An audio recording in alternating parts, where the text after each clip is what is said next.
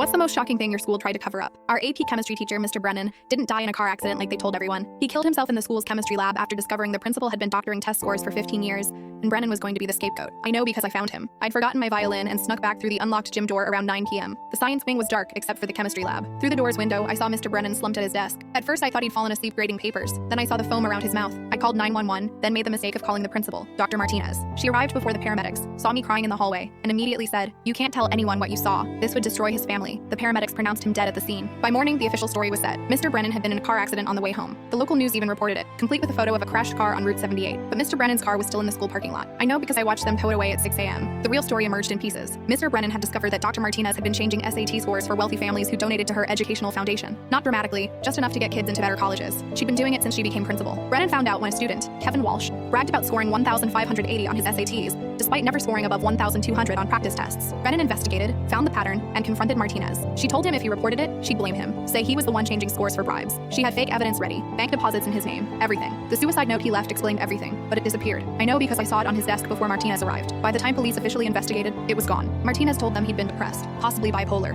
making up conspiracies. I tried telling my parents, but Martinez had already called them, expressing concern about my trauma and tendency to create elaborate stories to cope. She recommended therapy, with a therapist she specifically suggested. The therapist spent every session trying to convince me I'd imagined the note. 3 other students came forward saying they'd seen suspicious things, teachers being pressured to change grades, donations followed by sudden academic improvements, kids getting into Ivies with mediocre transcripts. All of us were labeled as grief-stricken and conspiracy theorists. Then Jake Morrison, whose father had paid $50,000 for his improved scores, got drunk at a party and admitted everything. His girlfriend recorded it. When she posted it online, the school claimed it was a deep fake, that Jake was known for making things up when intoxicated. The cover-up intensified. The school board hired a PR firm that flooded social media with positive stories about the school. They created a memorial scholarship in Brennan's name, painting him as a troubled genius who struggled with mental health. His widow was paid a large insurance settlement that came with a non-disclosure agreement. But Martinez got sloppy. She tried to change scores for the mayor's daughter, but the college board had started flagging unusual patterns from our school. An investigation revealed hundreds of altered scores over 15 years, worth millions in donations to Martinez's foundation, which was basically her personal account. The FBI got involved. Martinez was arrested at graduation, in front of everyone, while giving her speech about integrity. The symbolism was perfect. She tried to claim Brennan had been the mastermind, that she'd discovered his scheme and he'd killed himself when caught. But I still had evidence, a recording on my phone from that night. I'd started recording when I'd found him, thinking I might need to give CPR instructions. It caught Martinez arriving, finding the note, reading it aloud in shock, then saying, "We have to make this go away."